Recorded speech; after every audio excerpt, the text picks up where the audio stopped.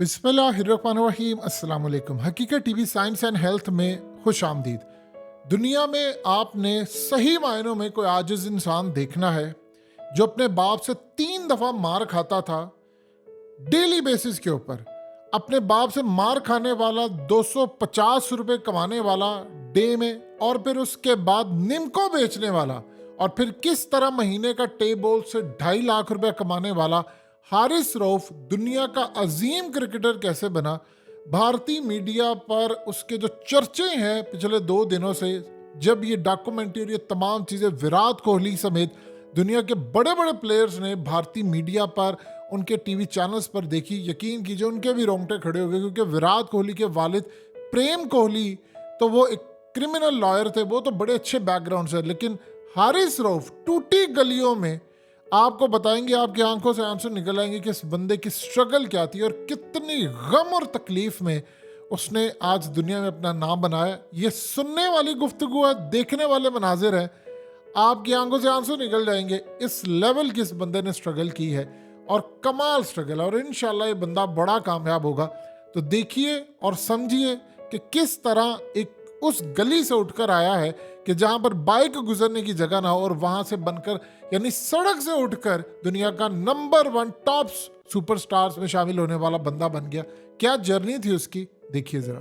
मैं 4-5 साल का हूँ या 6 साल का आप कह दें, तब से मैं हर तरफ क्रिकेट खेलना, कभी छत पे खेली, कभी मोहल्ले में खेली, कभी एक जगह से हमें रोका, फिर हम दूसरी गली में चले जाते थे, दूसरी गली में रोकते तो वहां से हम तीसरी गली में चले जाते थे, वहां से खत्म किया तो अपने छत पे आ जाते थे। छत पे एक एंट्री होती थी, वो हमें मना कर दी थी, कहती यहाँ से यहाँ पे मत खेलो। उसके सामने दरवाजा था तो वहां पे ठा करके बॉल लगती थी, तो उठ के आती थी और गाली गाली निकालती थी, हम भागते थे वहां से। कड़ा बाल रहा ये बेसिकली मुझे बॉलिंग कराने देते नहीं थे, क्योंकि ये मुझे कहते थे बट्टा मारता है। जो तेज बॉलर होता था वो कहते थे बट्टा मारता है, क्योंकि खेला नहीं जाता था इनसे। क्रिकेट के लिए मैंने बहुत मारे खाई हैं कि मेरे अब्बू ने मुझे दिन में कोई 3-3 दफा मारा है क्रिकेट पे, पर मैं फिर भी एक दफा मार खाई है। थोड़ा टाइम मिला मैं फिर क्रिकेट खेलने चला गया हूँ। तो मेरे जो सामान वगैरह, जो भी कोई ट्राउजर वगैरह, शूज वगैरह, वो मेरे दोस्त के घर होते थे, मेरे घर में नहीं होते थे। मैं घर से ज्यादा गेटअप चेंज करके जाता था कि पढ़ने के लिए जा रहा हूँ, और जाता था वहाँ पे गराज पे, वो कपड़े चेंज किए, शूज पहने, वहां से गया सीधा ग्राउंड में, मैच वगैरह खेले, वापस आया, गेटअप चेंज किया, वापस घर चला गया। पर फिर भी अब्बू लोगों को पता लग जाता यार ये किधर घूम फिर रहा है, कहाँ पे वारागर्दियां कर रहा है, उस पर भी मुझे मार पड़नी होती थी। हमें पता था कि ये हारिस क्रिकेट की शौक तो रखता है, मगर हमने इसको इजाजत नहीं दी थी खेलने की। कोशिश हमारी पढ़ाई की तरफ ज्यादा थी। पाकिस्तान में तो सबसे बड़ी स्ट्रगल क्या है, वो फाइनेंशियली तो है कि जब आपके प्रॉब्लम्स हो, रहने के प्रॉब्लम्स हो, खाने के प्रॉब्लम्स हो, तो यही तो एक स्ट्रगल होती है। जितनी वो हमें सैलरी मिल रही थी उसमें बमुश्किल हम घर ही अपने बच्चों के पेट ही पाल सकते थे। ये घर था मेरा, और इस घर में मेरी पैदाइश है, और यहीं से बड़े हुए हैं, और इन्हीं गलियों में मैंने खेला है। ये मेरे कमरे की खिड़की है, यहाँ पे मैं रहता था। 3 चाचू थे और एक हमारे अब्बू थे, तो अब सबकी शादी होनी है, फिर एक घर होना, तो उसमें अब्बू ने एक कमरा हमारे पास बड़ा होता था, तो वो अब्बू के पास होता था। बाकी शादी जब नहीं हुई थी तो हम वहां पे रहते थे। तो एक की शादी हुई, अब्बू ने वो कमरा छोड़ा, दूसरा लिया, छोटा लिया, तो करते करते करते कमरे सारे, जब सब मेरे चाचू की शादी हुई तो अब्बू ने सारे कमरे उनको देना शुरू कर दिए, जो अच्छे कमरे होते। तो इवेंट्स के हम वहां पे आ चुके थे कि हम किचन में भी सोना शुरू कर दिया था। ऐसे भी हालात थे हमारे। मुझे पता था कि हमारे जैसे लोगों के बच्चे आगे नहीं जा सकते। अंडर-18, अंडर-16 इस चीज का मुझे कोई इल्म नहीं था कि अंडर-19 भी होती है, अंडर-16 भी होती है, मुझे कुछ नहीं पता था इसके बारे में। जब मैं डायमंड ग्राउंड के पास हम शिफ्ट हुए थे तो वहां पे फर्स्ट क्लास क्रिकेट होती थी, तो तब मुझे पता चला कि यार हार्ड बॉल, मैंने देखी लाइव क्रिकेट, यार हार्ड बॉल क्रिकेट भी होती है। तो मैं वहां पे जंगले पे पास खड़ा होता था, सामने फर्स्ट क्लास क्रिकेटर खेलते थे, आते थे, इंटरनेशनल मैच प्लेयर आते थे, उनको देखता भी था। बट ओब्वियसली बात है, घर से स्पोर्ट नहीं थी, उस क्लब में जाके नहीं खेल सकता था, टेप बॉल ही खेलता था। बट टेप बॉल ऐसा खेलता था कि एज अ प्रोफेशनल खेलना शुरू कर दिया। टू बी ऑनेस्ट बताऊं तो मैं टेप बॉल इसलिए खेलता था कि मैं अपनी पढ़ाई के लिए ना पैसे निकाल पाता था।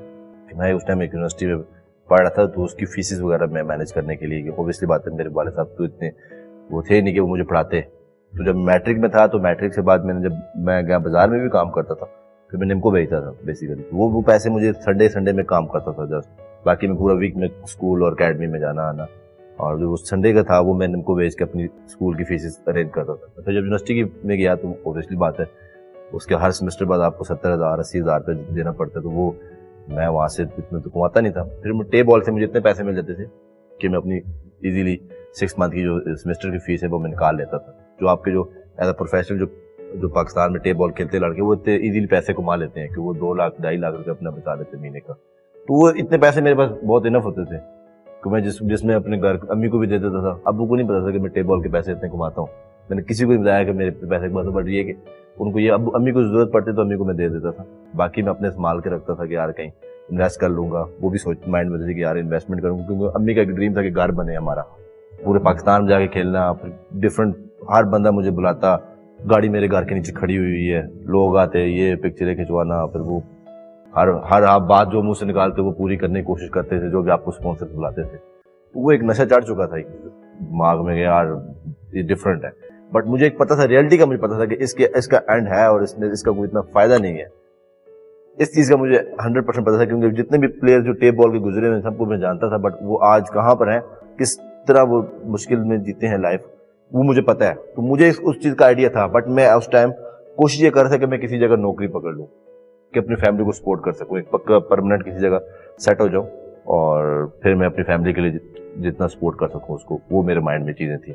میری ممی نہ ابو کسی کو بھی نہیں پتا تھا کہ میں یار ٹرائل دینے جا رہا ہوں. بس صبح اٹھا, ناشتہ بھی نہیں کیا, بس بیگ اٹھایا, شوز پہنے, اسپیکس بھی نہیں تھے, جو جس میں ٹیپ بال میں جو بالنگ کرتا تھا گرپرز میں, بس وہی اٹھائے اور وہ اس پہ چل پڑا. پھر جب وہاں پہ پہنچے تو 11 ساڑھے 11 کے راؤنڈ اباؤٹ اتنے کوئی بج چکے تھے. تو اس ٹائم جو گیٹس وغیرہ بند کر دیے, وہ ہمیں کہنے لگے کہ بھائی ٹائم ختم ہو چکا ہے, اب آپ اندر انٹر نہیں ہو سکتے, اندر بہت زیادہ بچہ چلا چکے ہیں. تو پھر ہم نے کہا یار اتنی دور سے آئے ہوئے تو کہیں راستہ نکالتے ہیں. ہم نے بھی دیکھا تو ایک گیٹ چھوٹا سا لگا ہوا تھا, وہاں پہ ایک چھوٹا سا تلا لگا تھا, تو اس کو ہم نے جو جھٹکے مارے اور وہ ٹوٹ گیا. پھر وہاں سے ہم سارے انٹر ہو گئے اندر. تو جب انٹر کیا تو اندر بہت زیادہ بچہ تھا, واقعی بہت زیادہ بچہ تھا, کہ ان کو دیکھا جو میرے ساتھ آئے ہوئے تھے لڑکے, وہ اپنی ہوپ چھوڑ چکے تھے, یار اتنے زیادہ بچے ہیں اور ہم کہاں سلیکٹ ہوں گے. میں نے کہا اب تم لے کے آئے ہوئے ہو نا, اب جانا نہیں ہے یہاں سے. یہ اب ان بچوں کو مت دیکھو کہ یار یہ اتنے ٹرائل دینے کے لیے آئے ہوئے ہیں, کہ تم خود ایسا کچھ کام کرو کہ یہ جتنے بچے ہیں نا شام کو تمہیں یہ دیکھیں گے یار, تب مزہ آئے گا. اب وہ پھر میرے ساتھ جو ہم لائنوں میں لگے, ٹرائلیں دینے شروع کر دی. پھر ایک راؤنڈ, دوسرا, تیسرا, چوتھا, پانچواں. میرے جو دوست تھے وہ تیسرے چوتھے راؤنڈ میں, دوسرے تیسرے میں فارغ ہو گئے, بیٹھے ہوئے ہیں. اب وہ میرا انتظار کرے کہ میں کس ٹائم فارغ ہو رہا ہوں ٹرائلز میں سے. اب وہ میں تو ٹرائلز پہ اگلا ٹرائل, نیکسٹ ٹرائل, مطلب کہ راؤنڈس کلیئر کرتا گیا.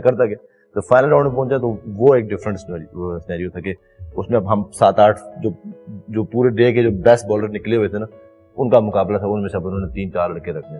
تو وہ وہاں پہ اسپیڈ گن تھی, تو اسپیڈ گن سے وہ پھر چیک اسپیڈ پہ وہ بالر اپنے رکھ رہے تھے. جو 83 مائل پہ 84 مائل پہ جو بال کر رہے تھے لڑکے, وہ لگ بیٹھا دیے انہوں نے, یار یہ سلیکٹڈ ہے. جب میں بالنگ کے لیے آیا تو میں نے جب پہلا بال کیا تو وہ 88 مائل پہ کیا میں نے. تو پھر طاہر بھائی تھے, اللہ کو بخشے, وہ طاہر مغل ہمارے کوچ تھے, ان کے پاس وہ اسپیڈ گن تھی. انہوں نے جب دیکھی تو انہوں نے کہا یہ تو 88 مائل آئی ہے. تو اس نے یار مشین خراب ہے یا کچھ ایسا کچھ ہو گیا. تو پھر انہوں نے عاقب بھائی کو بلایا کہ یار یہ عاقب بھائی اس کو چیک کرے ذرا, اس کی اسپیڈ اتنی آئی ہے. پھر عاقب بھائی نے مجھے بال دیا, عاقب بھائی نے کہا دوسرا بال کرو. تو جب میں نے دوسرا بال کیا وہ میں 90 مائل پہ کر دیا. پھر عاقب بھائی نے کہا تیسرا بال کرو, تو وہ تیسرا جب میں نے بال کیا وہ 92.3 مائل پہ بال تھا. تو پھر عاقب بھائی نے کہا بس تم تو ذرا سائڈ پہ ہو جاؤ.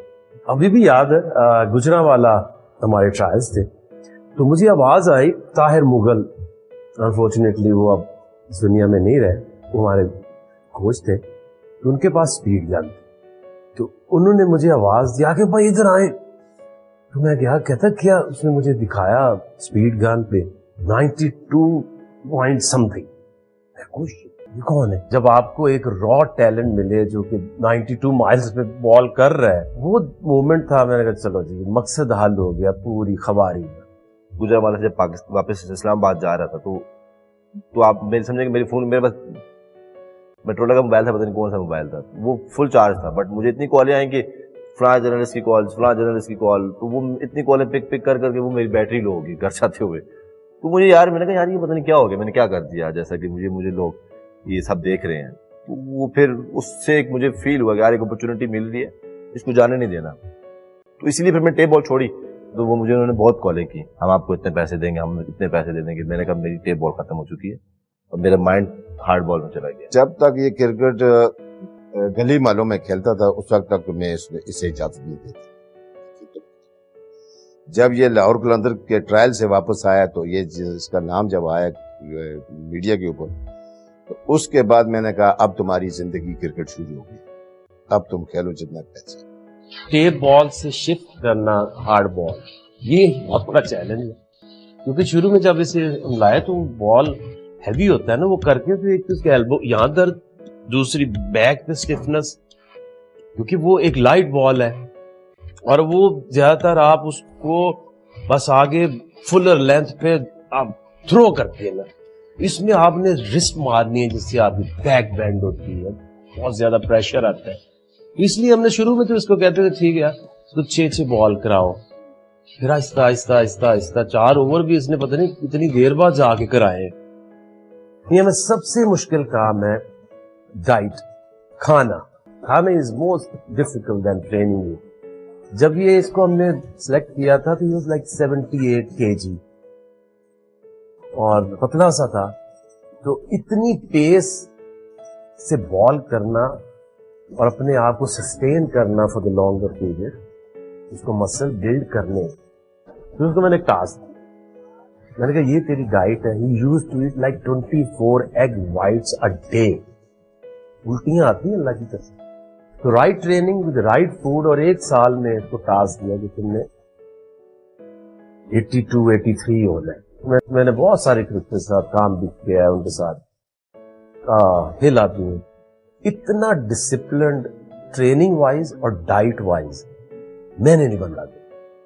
جو ٹیپ بال کھیلتے ہیں ان کے یارکرز بڑے اچھے ہوتے ہیں اور ایکوریٹ ہوتے ہیں, اور وہ سلور ون بھی چلاکیاں سیکھی ہوتی ہیں. تو میں نے تو اس کو یہی کہا کہ دیکھیں ڈیتھ بالنگ میں کیا چیز آتی ہے, یارکرز آتے ہیں, white time yorker, two yorker, slower one, تو کرو. تو پھر اسی لیے ہم نے اس کی ٹریننگ جو وہ رکھی تھی کہ جس کو جہاں یوز کرنا ہے پہلے اس کو اتنا تگڑا کر دو اپنے رول میں, یہ دنیا میں پہچان ایک بن جائے کہ death bowling Haris Rauf. Brendon McCullum بہت ایکسائٹیڈ ہو گیا اس کو دیکھ کے, اور جب میں نے اس کو واپس بھیجا نا کہ اس کا نام نہیں تھا وہ اسکواڈ کے اندر نا, تو میرے سے ناراض ہوا کہ وائی ڈو یو سینڈ ہم بیک. برینڈن اس کا نام نہیں ہے اسکواڈ کے اندر, تو اس کا کیوں نہیں ہے؟ میں کہ یو ہیو نو آئیڈیا. ابھی اس کو کھلا دوں گا تو ابھی تو اس کو کتنے 1 سال مشکل سے ہوا تھا ہمارے پاس. میں کہ اٹس ٹو ارلی فار ہم, ہم اس کے لیے پلان کر رہے ہیں ٹو پلے another 10-12 years. یہ نہیں ہے کہ ہم ایکسائٹیڈ ہو کہ انکوکڈ پلیئر کو ڈال دیں اور اس کا کریئر تباہ کر لیں. تو یہ بھی بڑا نا ڈس اپوائنٹڈ ہو جب اس کو واپس بھیجا نا. جو بچہ ہے کھیلنا چاہتا تھا, لیکن مجھے یہ پتا تھا کہ جلدی کرنی کیوں ہے, 1 سال اور اسے دیں گے, اور جب یہ آئے تو پھر لگے کہ کوئی بندہ ٹرینڈ ہو کے گراؤنڈ کے اندر آیا. جو اس کے پیچھے جو اسٹرگل تھی نا بیسیکلی وہ مجھے یاد آ رہی تھی یار, کہ کیونکہ وہ جو میں اسٹرگل کی ہوئی ہے, جو میں نے وہ ہارڈ ورک کیا ہے اس کام کے لیے, اس اسٹیج پہ پہنچنے کے لیے, میں نے کبھی اتنا کوئی دیکھا نہیں ہوتا کہ یار جیسا ہر بندہ مجھے اپریشیٹ کر رہا ہو اتنے بڑے کراؤڈ میں آ کے کھیلنا. تو وہ مجھے اس سینس میں بہت ایموشنل ہو چکا تھا. فاسٹسٹ یہ نہیں ہوتا کہ آپ نے 1 بال کر دی 155 پہ. ایوریج سپیڈ تو اس سے زیادہ کسی کی بھی آج تک نہیں میرا خیال ہوگی. لوگ بیچ میں سلو بھی کر دیتے ہیں, لیکن یہ تو ایک پیس سے, ایک انرجی سے, اس سے زیادہ energetic bowler I haven't seen. میں جب ایگریشن نہ شو کروں تو میں فوکس نہیں ہو سکتا, جو میرا مائنڈ ہے وہ گراؤنڈ میں نہیں ہوتا. اگر میں بال کوئی مجھے چوکا پڑا ہے یا چھکا پڑا ہے تو میں وکٹ لیتا ہوں, تو وہ اس کا ایگریشن شو کرنا بنتا ہے میرا. اگر میں وہ نہیں کرتا تو اس کے مینس کہ میں آگے خالی انجوائے کر رہا ہوں, فوکس کے ساتھ کوئی کام نہیں کر رہا. نیٹ بالر تھا انڈین ٹیم کا نا, تو جب میں کوہلی کی جب میں بال کر رہا تھا نا, تو مجھے یہ فیل ہو رہا تھا یار اس بندے کو یہ پتا ہے کہ یار میں کھیل رہا ہوں تو میرے بال کہاں پہ ہٹ کر رہا ہے. اس کو یہ پتا تھا کہ یار میں یہ مارا ہے, میرے بلے کی اس جگہ ہٹ ہوا ہے. اس کا اتنا فوکس تھا. وہ نیٹ کے اندر بھی ایسے ایگریشن سے کھیل رہا ہے مجھے کہ لائک میرا اس کے ساتھ میچ لگا, حالانکہ میں نیٹ بالر. جتنا اس کے پاس وہ کنٹرول دیکھا نا تو میں نے کہا یار یہ some thing different international cricket میں ان کا نام کیوں ہے, اسی وجہ سے ہے. پھر میں ڈیل اسٹین کو دیکھتا تھا, تو ڈیل اسٹین کا جو وکٹ لینے کے بعد جو ایگریشن ہوتا تھا, بیسیکلی اس نے مجھے کافی وہ کیا ہے اس ایگریشن میں لے کے آنے کے لیے, کیونکہ میں اس کو دیکھتا تھا وہ جس طرح ایگریشن شو کرتا تھا تو مجھے بڑا پسند تھا اس طرح, اسی لیے وہ میرا آئیڈیل ہے. میرے لیے تو کبھی ایسا سوچا تو نہیں تھا کہ پاکستان کے لیے کھیلوں گا یا اتنا एक पाकिस्तान के प्राइम बॉलर बनूंगा कि यार लोग कहेंगे कि इसको खिलाओ और ये जरूरत है पाकिस्तान की। जब वो इमरान खान खेलते थे, वसीम अकरम था, वकार यूनुस साहब थे, आकिब जावेद भाई थे, तो उस वक्त देख रहे थे। हमारी भी उम्र थी, वो जवानी वाली उम्र थी, तो हम भी देखते थे, शौक से देखते थे, मगर ये नहीं सोचा था कि कभी हमारा बेटा भी ये क्रिकेट खेले। अब इसको मैं टिप्स भी दे रहा हूँ कि यार इस तरह नहीं, इस तरह बॉलिंग किया कर। क्रिकेट के अलावा भी अल्हम्दुलिल्लाह हमारे मुकम्मल ख्याल रखता है, ये हर चीज का एहसास है, इसे पूरे घर वालों का ख्याल रखता है। तो इससे माँ बाप को यही खुशी होती है कि जब उसकी औलाद उसके लिए अच्छी बन जाए तो माँ बाप फख्र से सर उसका बुलंद रहते हैं। मेरी फैमिली खुश तो मैं खुश हूँ, क्योंकि मेरी फैमिली बहुत सुकून में है। जो मेरे मदर की ख्वाहिश थी घर का, मेरा घर हो गया, मेरी गाड़ी होगी। जब मैं बड़ी गाड़ी लेके गया था जैसे पहली दफा, तो वो गाड़ी देख के रोना शुरू कर दी कि यार मेरी तो ये ख्वाब भी नहीं थी कि मैं इस गाड़ी में बैठूंगा। इससे बड़ी फख्र की बात नहीं है। हकीकत टीवी साइंस एंड हेल्थ की इस वीडियो के नीचे कमेंट ज़रूर कीजिए, अपनी राय का इजहार ज़रूर करें और इस वीडियो को हर जगह शेयर करते हुए चैनल को सब्सक्राइब ज़रूर करें।